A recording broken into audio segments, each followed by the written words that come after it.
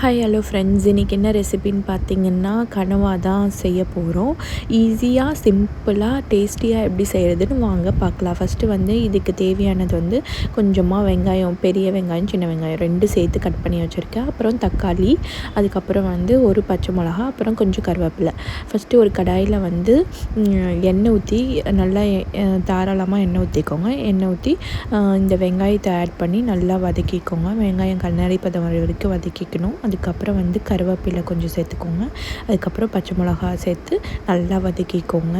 வதங்கினதையும் இப்போ வந்து நான் கட் பண்ணி வச்சுருக்க தக்காளியை சேர்த்துக்கிறேன். தக்காளியை சேர்த்து நல்லா வதக்கிக்கோங்க.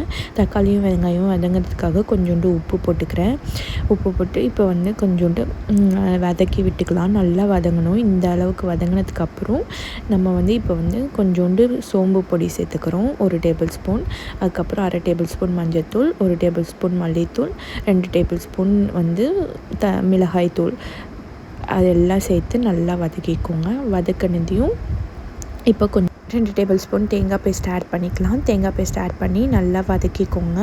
நல்லா வதங்கினதையும் இப்போ வந்து வேக வச்சுருக்கிற ஸ்குவிட்டை வந்து எடுத்து இதில் போட்டு நல்லா வந்து அந்த தண்ணி சுண்டுற அளவுக்கு நல்லா வந்து நம்ம வதக்கி விட்டுக்கணும். அவ்வளோதான், தண்ணி அப்புறம் கொஞ்சோண்டு கொத்தமல்லி தழை போட்டு இறக்குனிங்கன்னா சூப்பராக ரெடி ஆயிடும். இது தோசை, இட்லி, சாதம் எல்லாத்துக்குமே அல்டிமேட்டான ஒரு காம்போ.